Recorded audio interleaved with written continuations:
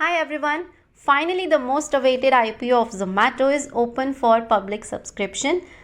इस IPO का बहुत टाइम से सभी को इंतज़ार था बिकॉज अभी तक इस कंपनी ने हमसे सिर्फ खर्चा ही खर्चा कराया है and now it's the time to know कि हमें इससे कोई रिटर्न्स भी मिल सकते हैं या नहीं. सो ऑफकोर्स IPO के लिए अप्लाई करना है या नहीं वो तो आपको एंड तक पता लग ही जाएगा, पर उससे पहले हम बात करते हैं कंपनी के डिटेल्स की, फ्यूचर ग्रोथ प्रॉस्पेक्ट्स की और जिस सेक्टर से ये बिलोंग कर रहा है क्या वहाँ कोई पोटेंशियल है या नहीं in coming years. So very quickly let's start with its analysis.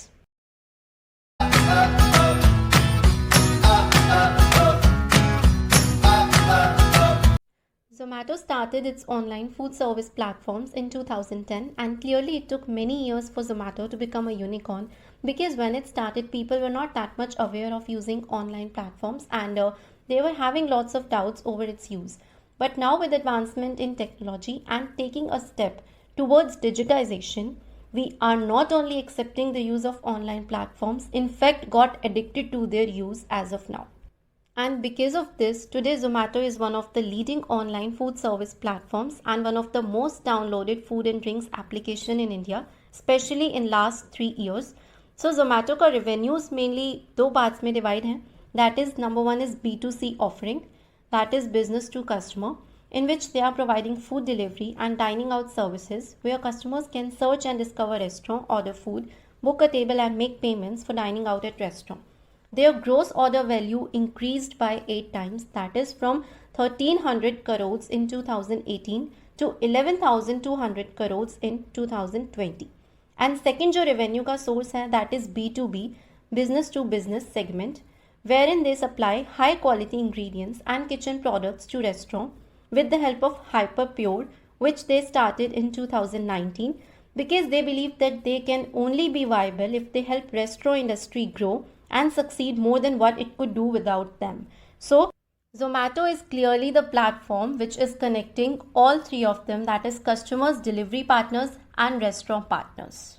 So this was about the details and sources of revenue of Zomato.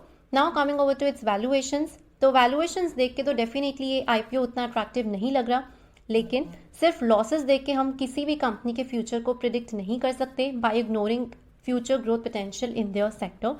Because companies को इनिशियल फेजेस में कई बार लॉसेज होते हैं but after a time it might turn out to be a profitable. And because Zomato का acceptance and use भी अभी कुछ ही सालों से बहुत ज़्यादा बड़ा है and in fact they are heading over to smaller cities as well. So clearly they have a chance कि वो फ्यूचर में हमें अच्छे रिटर्न्स दे सकते हैं. एंड जैसा हम देख पा रहे हैं एसेट्स अच्छे नंबर से बढ़ रहे हैं, लेकिन कंपनी के रेवेन्यूज़ 2020 से 2021 में थोड़े डाउन हुए हैं, जिसका रीज़न भी बहुत ऑब्वियस है and that is lockdown because of Covid pandemic. But despite of declining in revenues एक पॉजिटिव पॉइंट ये है कि इससे कंपनी के लॉसेज बढ़े नहीं, in fact it got reduced from 23,000 to 8,000 million. So there is clearly a chance for Zomato to turn out profitable in upcoming years because of its strong network and growth opportunities in their sector. तो सिर्फ इन्हीं valuations के basis पे अगर हम कहें तो over value लग रहा है, लेकिन अगर हम फ्यूचर ग्रोथ पोटेंशियल देखें तो IPO डेफिनेटली कहीं ना कहीं अट्रैक्टिव है. तो अगर IPO की डिटेल्स की बात करें तो IPO का इशू साइज है 9,375 करोड़ का, जिसमें 9,000 फ्रेश इशू है and 375 crore offer for cell है, जिसमें सिर्फ एक ही प्रमोटर अपना कुछ परसेंटेज ऑफ स्टेक सेल कर रहा है, that is Info Edge, which is again a positive thing for any IPO because IPOs में जनरली ऑफर फॉर सेल ज़्यादा होता है, लेकिन यहाँ कोई भी प्रमोटर अपना स्टेक सेल नहीं कर रहा. इनफैक्ट इन्फो एज ने भी सिर्फ कुछ ही परसेंट सेल किया है, which is indicating that even promoters are expecting that company might give good returns in future to its stakeholders. And one more thing, that they are going to use this funding for their organic and inorganic growth initiatives and not for repayment of any type of loan. तो अगर किसी भी IPO का object अपने खुद के business को expand करना होता है, that is also a positive side. So एक लॉट में 195 शेयर्स हैं and price is 76. Tomorrow is the last date to apply for this IPO. तो अब हम फाइनल डिसीजन पे आते हैं whether we should apply for this IPO और not. Well according to me IPO के लिए वही लोग अप्लाई करें जो थोड़ा रिस्क ले सकते हैं, because it might not be able to give good premium listing benefit on its listing date, because IPO थोड़ा सा ओवर वैल्यूड है एंड सिर्फ 10% तक प्रीमियम लिस्टिंग की उम्मीद है, which is very average premium, और इनफैक्ट इससे कम भी हो सकता है और ज़्यादा भी. तो क्योंकि थोड़ी सी रिस्की बेट है, एंड अगर आप लोगों को बिल्कुल रिस्क नहीं लेना then you can skip for this IPO। But इसका ये मतलब नहीं है कि इसके बाद आप कभी शेयर ले ही नहीं पाएंगे जोमेटो का, बिकॉज इसके बाद तो हमारे पास एक और मौका आता है कि हम रेगुलर इसका प्राइस ट्रैक करते रहें और कंपनी की फ्यूचर परफॉर्मेंस को देखते रहें, बिकॉज लॉन्ग टाइम के लिए ये डेफिनेटली प्रॉफिटेबल रहेगा। तो अगर आप IPO का रिस्क नहीं लेना चाहते than you can directly buy its shares after listing on the basis of its future performance in market.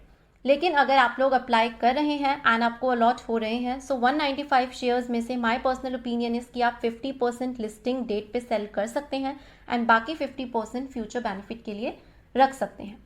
So IPO में लॉन्ग टर्म में नो डाउट बहुत अच्छा बेनिफिट मिलने ही वाला है, and this is my personal opinion on this IPO। So I hope कि आप लोगों को थोड़ी बहुत क्लैरिटी इससे मिली होगी, एंड इस वीडियो को लाइक और शेयर करना बिल्कुल मत भूलना, and do subscribe my channel for all the latest updates at first. Till then, stay safe, stay happy, and thank you so much for watching this video.